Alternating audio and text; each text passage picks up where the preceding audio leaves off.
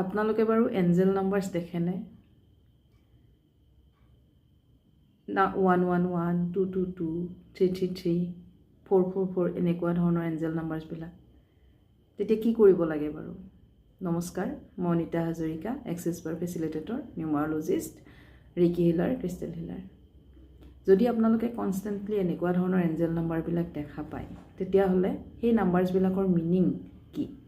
আজি সেই বিষয়ে আপোনালোকক জনাবলৈ ওলাইছোঁ আৰু আপোনালোকে সেই মিনিংটো লৈ কি কৰিব, কেনেকুৱা ধৰণে কি কৰিব এঞ্জেলছ নাম্বাৰ দেখিলে। যদি আপোনালোকে 111 বা 111 এনেকৈ দেখে তেতিয়াহ'লে সেইটো হ'ল আপোনালোকৰ time to manifest, ask a wish, নিজৰ এটা ইচ্ছা ক'ব আৰু মেনিফেষ্ট কৰিব। থেংক ইউ এঞ্জেল বুলি ক'ব, কৈ উঠি নিজৰ ইচ্ছাটো কৈ পেলাই আপোনালোকে মেনিফেষ্ট কৰিব।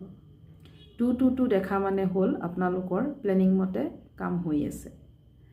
333 দেখা মানে হ'ল আপোনালোকৰ নিজৰ পাৱাৰৰ ওপৰত ধ্যান দিয়ক, নিজৰ শক্তিৰ ওপৰত ধ্যান দিয়ক আৰু সেইমতে কাম কৰিবলৈ আৰম্ভ কৰক।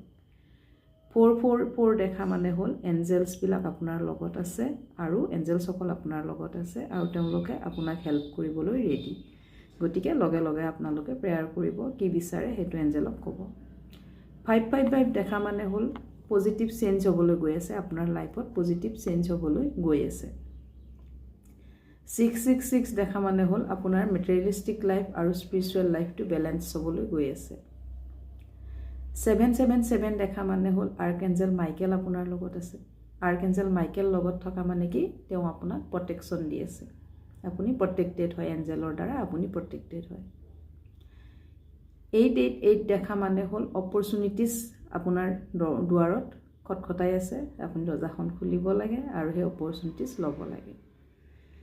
999 দেখা মানে হ'ল আপোনাৰ লাইফৰ পাৰপাছ মতে আপুনি কাম চলি আছে বা লাইফ পাৰপাছ মতে আপুনি কাম কৰিবলৈ আৰম্ভ কৰিছে।